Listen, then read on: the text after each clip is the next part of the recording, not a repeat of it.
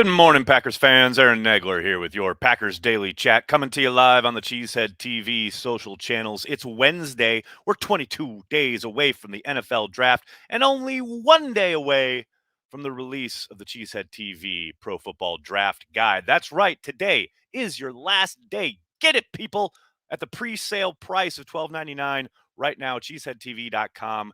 Go there. On the right side of the page, you'll see a link to the pre-sale page. Do it, people. Get educated. Get yourself ready for the draft in these next 22 days. You're going to love it. You're going to absorb all of the knowledge from all of these fine folks who have been working away for the last few weeks putting this thing together. It's amazing. You're going to love it. Be sure you do it. Last day to get the pre-sale price. So do that, folks. Good morning to everybody in the comment section. Good to see everybody mixing it up all right. Of course, Dennis is here. Good morning, Dennis. I hope you're doing well. Michael, there was a report the Packers wanted a first and a player for Adams. Wonder what player they wanted. Michael, I did see that from The Athletic earlier this morning until both sides realized, oh, wait, that's right. The rules say we can't trade a franchise tag player for picks and a player. They have to be just for picks. But as for what player it was, that's something that I'm sure will come out in time over the course of these next few weeks and months. Someone will have it. But I would guess, if I had to guess, I'd say Darren Waller. It would be Gutekunst shooting for the moon. But I don't doubt that there's no way the Raiders would have gone for that. Ryan, thanks for the super chat. Cranky Pats or Franks? Have a great day. Go Pack, go. Oh, wow. I mean, you got to go with Franks. Come on, is this really a question? I mean, I understand there's allegiances and what have you, but it's got to be Franks. Come on now. Have I disappointed for saying he didn't like sauerkraut? No. Look, at Cheesehead TV, we allow our creators and our producers and everybody who's associated with the brand to be who they are. The public flogging is enough. There's no need for us to weigh in on his personal preferences when it comes to food or any other uh, preferences he may have throughout his life. I will say this though, that tweet that went completely viral yesterday with everybody saying what takes they had about food that would get them canceled or whatever. I understand. Like everybody's got a thing. Everybody's got something that probably a lot of other people don't like or don't get or whatever. Man, I'm a lover, not a fighter. You do you. Dig what you dig. That's all. That's it. It's pretty simple. Jason, thank you for the super chat. Hey, Nags. Shit. Do you think A.J. Dillon will sign a long-term deal in the future? I've never seen someone run the ball like him except maybe Derrick Henry, and I love the pride he has for our team.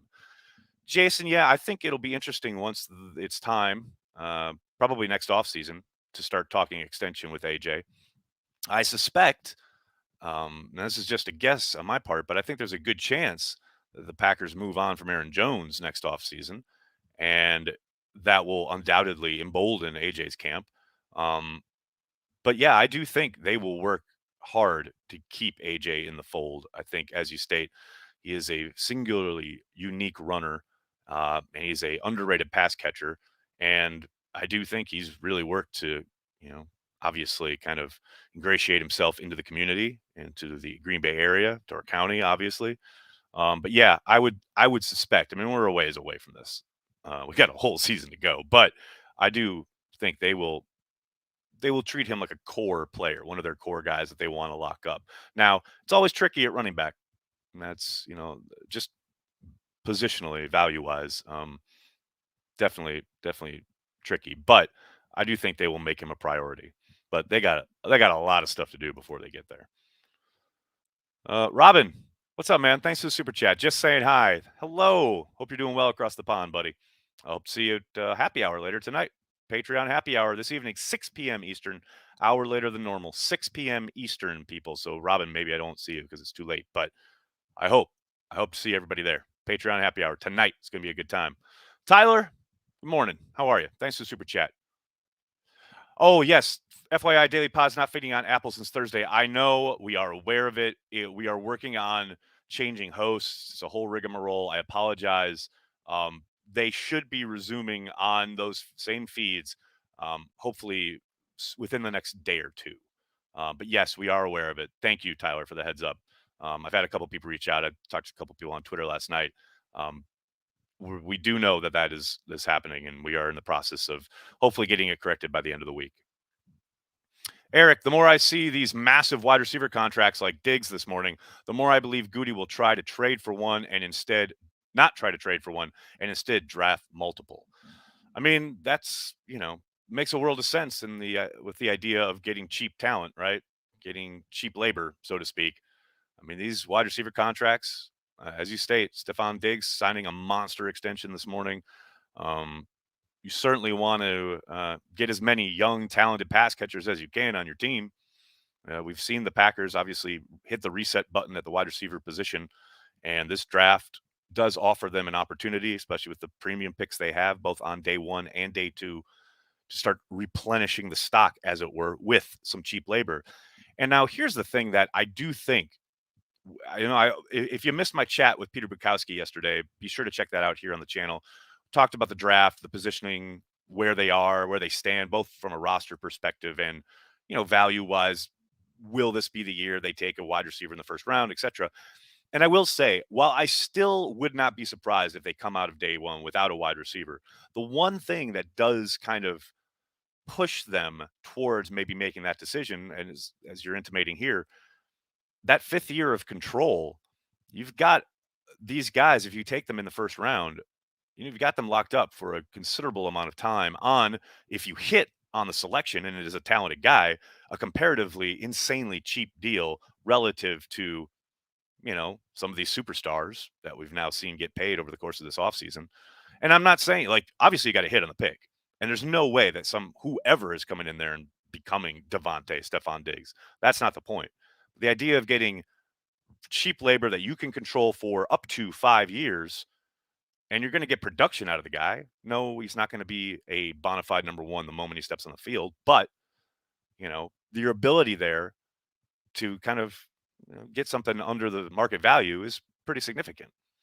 And I also think that does lend itself to the possibility of people looking to trade up to get that 28th pick. And the Packers possibly trading down, dropping into the second round after making their selection at 22 to get a few more picks, maybe a pick in the second round, an extra in the third, um, and fill a couple of holes, whether it's, edge rusher, whether it's safety, wide receiver again. But yeah, that fifth year option probably kind of weighs a little bit more this year because of what we're seeing, wide receiver wise around the league.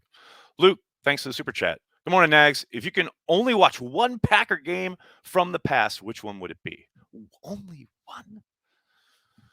It's hard to beat that Monday nighter against Washington. It's really hard to beat it. That's in the conversation. Obviously, the Super Bowls are in the conversation.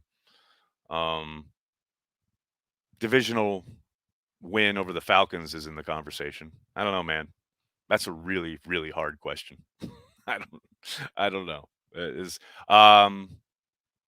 Yeah, those are the tops, right? I mean, I'm sure there's a ton more, but those are the ones that leap to mind. What else we got here, folks? Marshall, thanks for the super chat. Chances we draft a running back with one of those seconds. The Packers love to stay ahead of the curve. Possible Aaron Jones departure, or am I one draft too early? I think some of it would be dependent on where they feel Kylan Hill is in his recovery. Because I do think they found something there. He definitely looked like a player last summer. And it really sucks, obviously, that he got injured the way he did.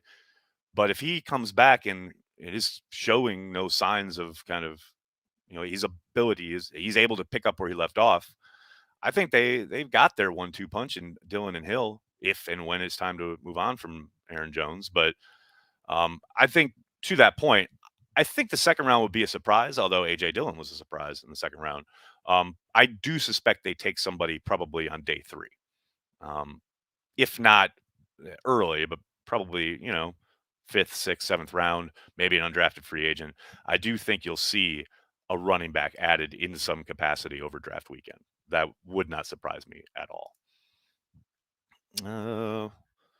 I can watch Favre after his dad passed away against the Raiders forever. That's a really good one. Good call. That was an amazing game. Just the way the receivers went up and got it, whether it's Wesley Walls in the end zone, Javon Walker, Robert Ferguson, everybody had just an amazing catch in that game, kind of like as a testament to Brett and what he was going through.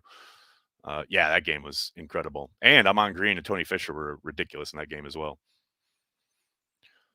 Uh, Travis, that's a really fun question. Random question. I've always wondered how journalists and announcers can actually see the game and its nuances from the press box. Just binoculars? It depends on the guy. A lot of color commentators on television have what they call a spotter, a guy who's doing exactly that, looking at things through binoculars and watching certain aspects of the game. Um, Robinson, the coach for the Rams, he was John Madden's spotter forever. Um, but now with technology, guys do have access to feeds, at least the television people. The journalists, like the writers and things in the press box, the people that I sat with when I was on the beat, yeah, you're just watching the game from the press box. Some people do bring binoculars to try and get a better view at certain times, certain important plays, like if you're trying to watch a line play or what have you. Depends on what your angle is, right? But for the most part, yeah, you're just sitting up there, kind of watching live all 22, which I loved. I like some people I know kind of found it annoying. And then what inevitably happens is there's a play, you see like the safety rotation, and you'll hear people sometimes, oh, he's got him, or something. It's usually like a homer television or radio person because you're not supposed to do that in the press box.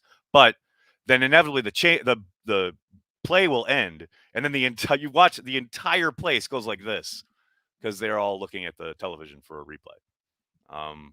So yeah, but the TV people have more access to kind of feeds and like live feeds on monitors in front of them, but they still use binoculars and do things like that. That certainly is one of the ways people get closer views. Dave, thanks for the super chat. I consume hours of Packers content daily, all off season. Seems like a problem. A problem? Seems like you're living your best life, Dave. I see no issues here. Carry on. Callum, how are you? Hope you're doing well. What's the likelihood of getting Dylan on this off R? Not quite sure who you're talking about there, Callum. Sorry, buddy. AJ Dillon on. What's the likelihood of getting Dylan on this off R? I'm not quite sure what you're asking, buddy. Can you rephrase it? Thank you. What do I make, Brian? What do I make of Leroy Butler's wide receiver tweet? In case you missed it, for anybody who's not on Twitter, Leroy did stir the pot a little bit, saying, I'm paraphrasing, like, you never know who it might be. There could be someone there after at wide receiver who you never would have thought was available. ... I think he's just stirring the pot. That's all. I don't pay too much attention to it. I love Leroy Butler. You guys know this, but I don't think he's got some inside source telling him anything. Although maybe he does. We'll find out. Ooh. I don't know. Jeremy, we got to get new refs this year. Ain't going to happen. And look, man, as horrible as the refs can be and as inconsistent as NFL officiating certainly is, all you got to do is watch the NBA for like 5 minutes to know how much better the NFL has gotten things in that regard. I mean, yes, the NFL stuff is excruciating at times, and it can cause you to pull your hair out and break your television, and I get all that.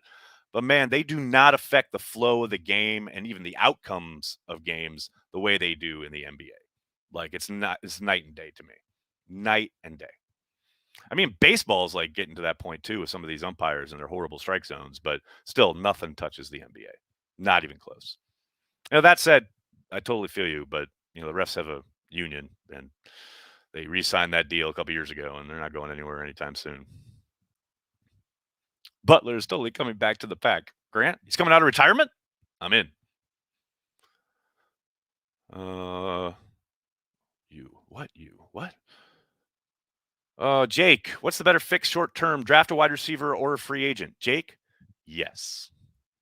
I suspect they will probably sign someone either just before or just after the draft in free agency, either somebody who wants to catch on before teams stock their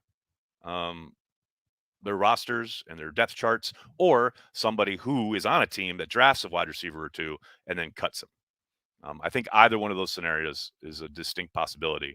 But I certainly do think they'll be drafting at least one, if not two, wide receivers in this draft. I'd be absolutely shocked. Uh, would having the referees be full-time paid professionals change the calls to the better? Dennis, that's been an argument forever. I doubt it. I mean, I know a lot of these guys are part-timers and they do have other professions, etc., but they still are dedicated to their craft for the most part, and they do work at it extremely hard, regardless of their full-time or part-time status. I think that would make a lot of people feel better in the short term, but I don't think it would change much overall. I mean, for the most part, again, these guys do a pretty phenomenal job. They certainly get stuff wrong. And when it is wrong, it gets blown up and talked about. And the worst part is when it comes at the end of games, the Super Bowl being a perfect example where let them play for most of the game. And then you have that really horrible pass interference call that basically resets that red zone opportunity for the Rams. Like that's the shit that drives you nuts. But for the most part, the majority of the calls, they get it right. And sometimes it's pretty fucking amazing that they get so much right in real time, considering the athletes that are being asked to adjudicate at the speed of which they're, the action is bang, bang, and it's so physical and so fast. And most of the time they get it right. That blows my mind. So yeah, I totally get it. I absolutely get the narrative. But again, comparatively, especially to the other major sports, the NFL is the best of a bad lot. Let's just put it that way. No, Travis, no hot date later. Just felt like wearing a blazer. You guys got a problem with my blazer? Just came into work, Manhattan, wearing a blazer. That's all. I threw my hat on for the chat because, got to represent. All right, buddy. I'm going to have to get going. I'm sorry. I have to cut it short today. I do have to get going, but thank you so much for hanging out, talking Packers each and every day, Monday through Friday, right here on the Cheesehead TV social channels. Please do me a monster favor. Hit like on this video, subscribe to the channel. And again, last day to get the pre-sale price of the Cheesehead TV draft guide. Do it today. cheeseheadtv.com. The link is there on the right side of the homepage. I'll put it in the description of this video. Do it, people. You want it, you know it, you need it, you love it, you learn it, and then you get to the draft and go, wait a second, none of this meant anything in the sense of Brian Gutekunst loving certain people in the draft, but we love to give you all of the content you need in a way that the draft industrial complex does not. That's what we want to do, people. So do it. Get that draft guide. Today is the last day to get the pre-sale price. Please, please, please do me a monster favor. Hit like on this video, subscribe to the channel, and then tell your friends and tell your family. Cheesehead TV, we are devoted to Packers fans worldwide. Thanks a lot, everybody. Have a great day. Go Pack Go.